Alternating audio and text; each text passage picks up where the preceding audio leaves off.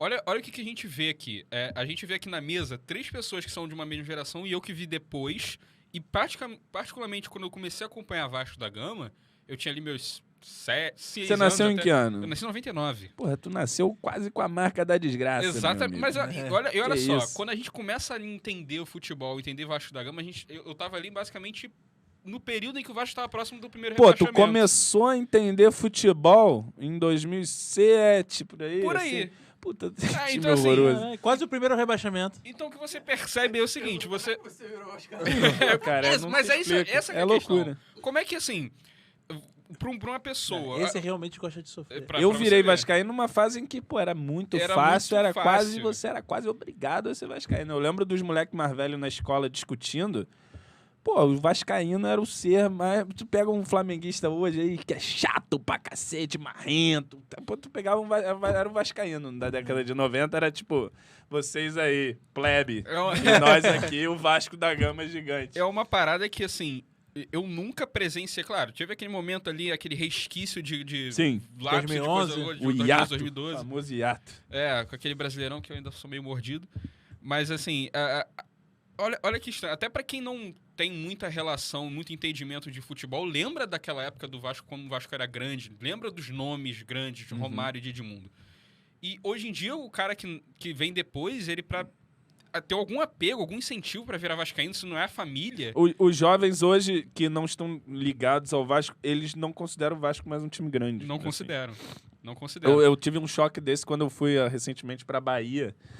Aí encontrei uma molecada lá, conversando e tal. A moleque era Santos, também não sei porque que era Santos.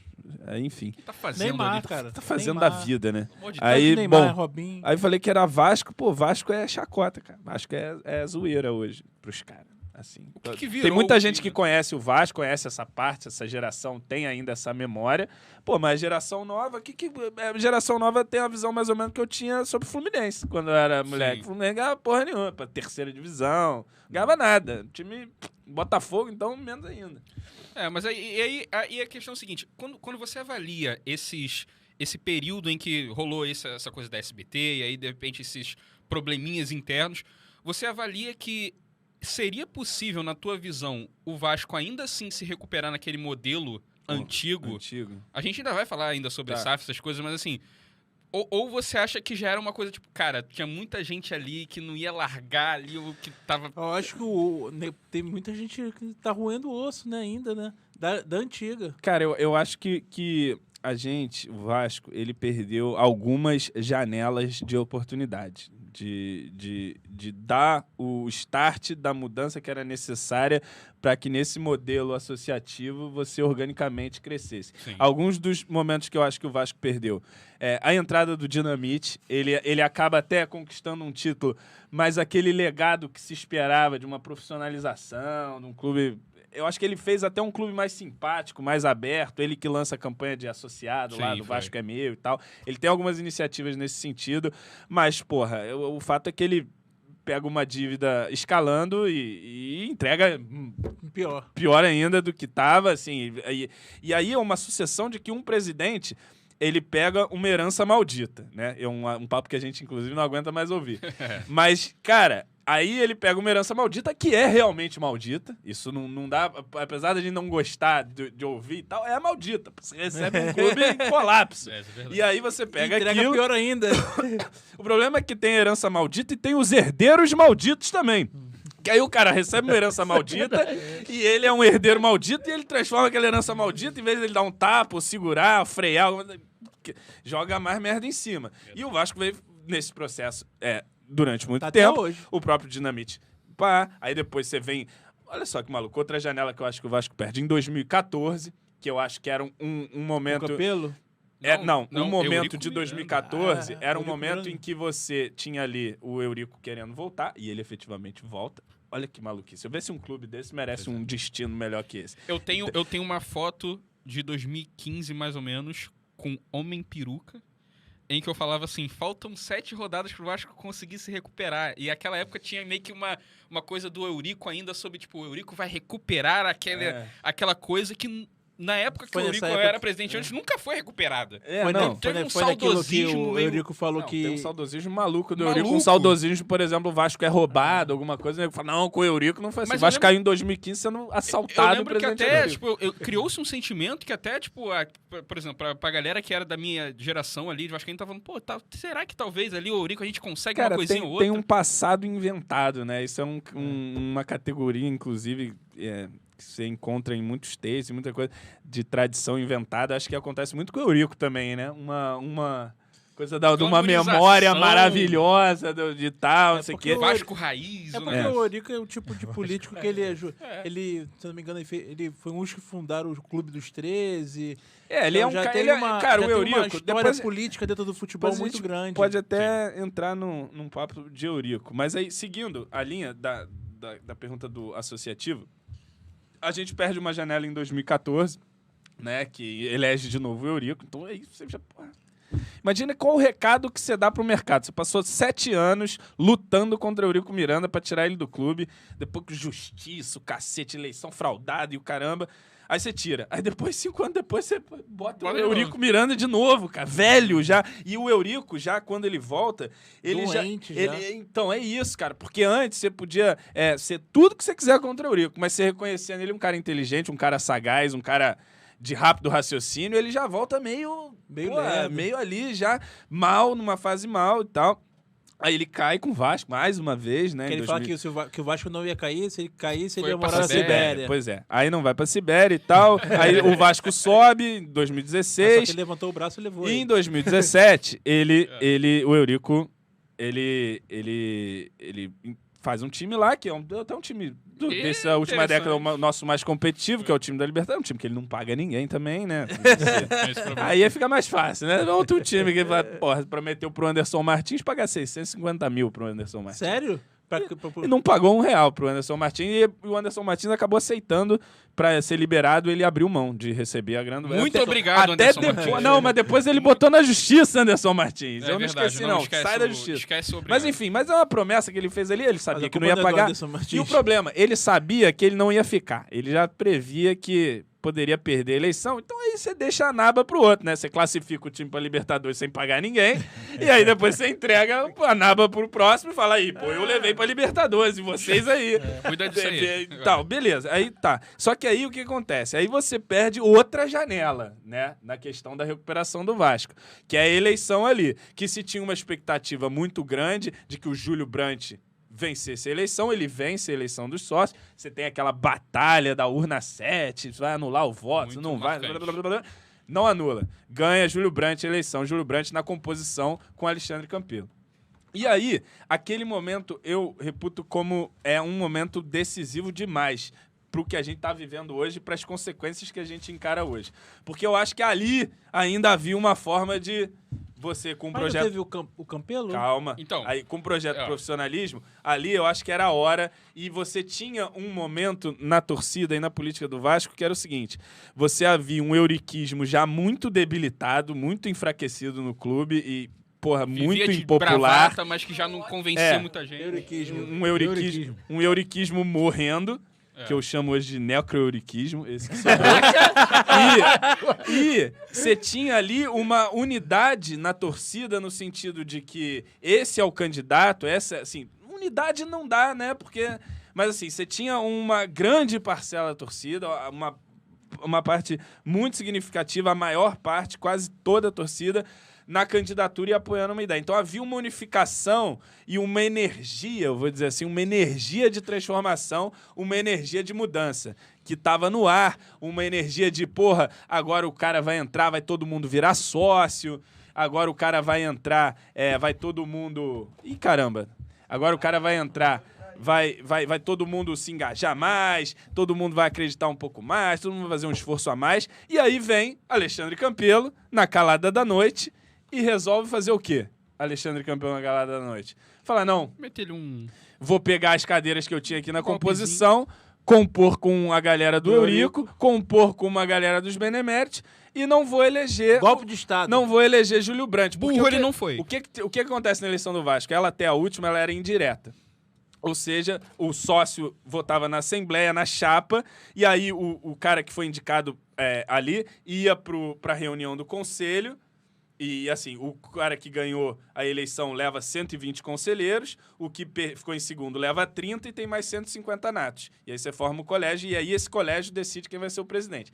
Durante toda a história do Vasco, o cara que ganhou a eleição dos sócios foi homologado na reunião do conselho como presidente. O Campelo não, o Campelo rompe com essa tradição, ele se alia ao Eurico, e aí, meu amigo, aquilo que era uma energia transformadora vira uma energia de gente falando, meu irmão, eu desisto Virou desse Rio clube. de Janeiro. Não dá mais, porque, cara, não dá mais. E aí você passa uma outra mensagem horrível ao mercado. Enquanto todo mundo procura se modernizar, alguma coisa, renovar os seus quadros e tal, não sei o que, cabeças novas, o Vasco não. O Vasco tá em 2018, o pessoal gritando Eurico, Eurico, Eurico, vencendo. Então, assim, horrível, e aí você perde uma chance muito grande. Beleza. Aí você tem um mandato do Campelo, que nos 2 primeiros anos, ele até tem algum mérito de tentar acertar a questão financeira.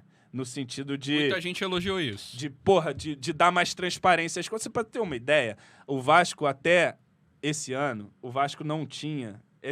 O desse ano é a primeira vez que o Vasco publica um balanço com auditoria externa independente, sem ressalvas. Que a auditoria fala, não, beleza, o que a gente tem aqui de número... É isso dá mesmo. pra confiar. É isso. Essa é a primeira vez na história. Quando vai fazer 124 anos, isso aconteceu esse ano passado. Então, assim, o Campelo teve um mérito de dar uma racionalidade nas contas, de dar uma certa transparência para elas, e nos 2 primeiros anos ele conseguiu até reduzir o endividamento do Vasco. Se eu não me engano, o Campelo ele entrou com esse intuito mesmo, né? Ele, na verdade, desde quando ele fez a sua campanha política, vamos dizer, dentro do Vasco, ele veio com esse intuito, se não me engano, ele também até levantou a bandeira, falando sobre o Bandeira de Melo, como o trabalho dele foi feito. Pois é, então tinha essa pegada e tal. Tem outros problemas na situação do Campelo, que depois a gente pode até falar se quiser, que é a questão política, né? O Campelo, com esse movimento que gera a eleição dele, ele fragmenta o clube, que já é bastante complicado politicamente. Ele simplesmente leva 30 conselheiros dele, se junta com os do Eurico depois logo rompem com ele mesmo internamente, o grupo que apoiou ele rompe 4 meses depois e vira oposição, e você tem a oposição da chapa que você montou, que você traiu, que é a galera do Júlio Brandt. Então, assim... Oposição da oposição. Ele criou um cenário pra ele ali maluco, tanto que ele ficou sofrendo tentativa de impeachment o tempo inteiro nesse período, porque ele deixou o clube politicamente... Ele deixou a situação dele muito frágil politicamente, porque tem uma frase, acho que é até do Brizola, a política ama a traição, mas odeia o traidor. E o Campelo era o traidor e tal. E aí, ele tem 2 anos de mandato em que eu acho que ele até faz um esforço no sentido de tentar dar uma arrumada nas contas e tal. No último ano eleitoral, o time lá começa bem, né? Você lembra? O ramonismo e tal. E aí, meu amigo, ele solta a mão da finança e fala, a gente precisa contratar, porque não sei o quê, e abre a mão, abre de alguma maneira o cofre e descaceta as contas num período, obviamente, que é prejudicado também pela pandemia, né? Aí ele encara um período que ele descaceta as contas, que tem um cenário totalmente adverso, e aí o Campelo, no final das contas, que tinha reduzido um pouco a dívida nos 2 anos, ele entrega a dívida do Vasco no mais alto patamar de sua história, 800 e cacetada, quase 900 milhões. Aí o herdeiro, próximo... E volta no circo, volta o cão arrependido. Beleza, vamos voltar. Tá longa a resposta, mas eu vou chegar lá. Entra Jorge Salgado num processo político muito conturbado, que eu vou me limitar a dizer que foi um processo político conturbado. O inimigo agora é outro, vai só piorando a situação. E aí, o Jorge Salgado recebe, e nessa época tinha uma expectativa de que o clube fosse ter algo perto de 750 milhões em dívidas, algo nessa casa. Caralho, beleza, era a expectativa. Coisa, cara, quando o Salgado assume, eles fazem lá um levantamento e o escritório de advocacia do Vasco, que defendia os interesses do Vasco, simplesmente chega e fala assim, gente, tá vendo essa dívida aí? Então, adiciona aí mais 160 milhões que a gente acabou não vendo aqui. Olha só, não vendo. Não tava. Tem 160 não milhões costava, aqui. Pegou assim, ó, Menina, mano. não vi. Aí, essa naba aí. Então, já eu quero uma naba gigantesca, virou uma naba, colossal. Bom, seguimos.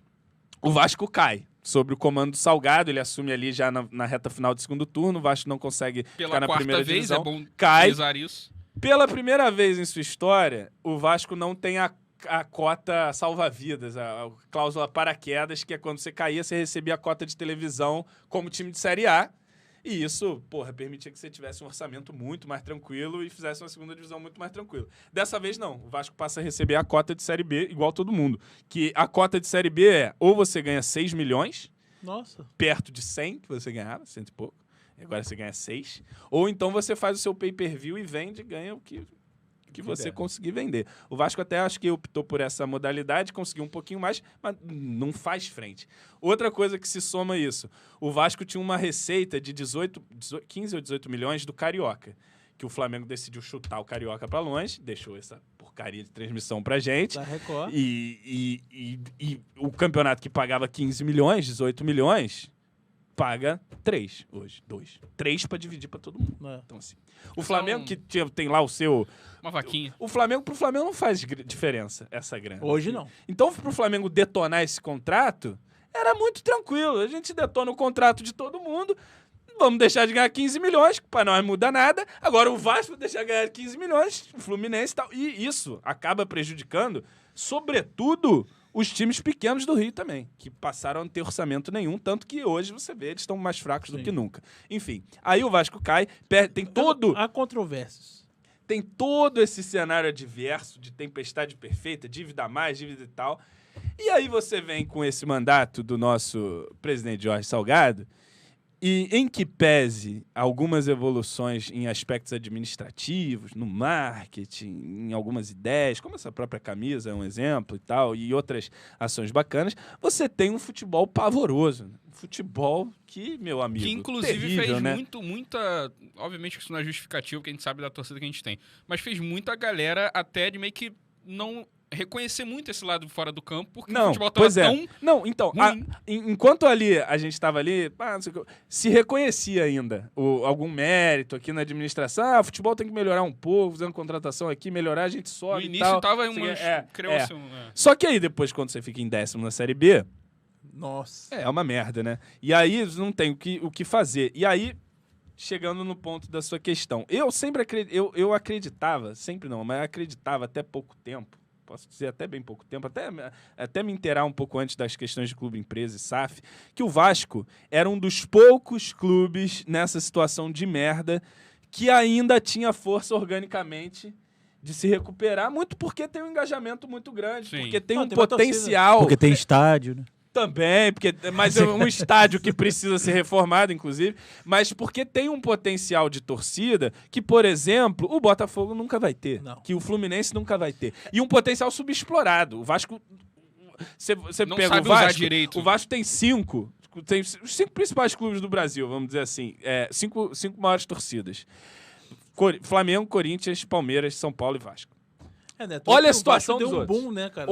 Quem tá na merda? O Vasco. Os outros times, não. Os outros times, eles estão ali, estão com as torcidas. Eles, apesar... O São Paulo, por exemplo, não ganha nada há muito tempo. Porra, mas às vezes eu vejo o São Paulino querendo falar que tá em crise, igual o Vasco e tal. Me dá até... Cara, você não sabe o que você tá falando. Só que esses times, eles ainda mantêm um nível de receita muito bacana. O Vasco é a 5ª maior torcida e tem a 13ª maior receita do país. É uma disfunção que é proporcionada. Um estádio que já é deficitário, um time que não ganha porra nenhuma, e aí, time ruim, a gente vai, naturalmente, não ganha prêmio, não participa maneiro dos campeonatos, enfim. Então eu acreditava que o Vasco tinha essa potência. Agora, ficando na 2ª divisão mais uma vez, é menos 100 milhões de novo. Na história do Vasco.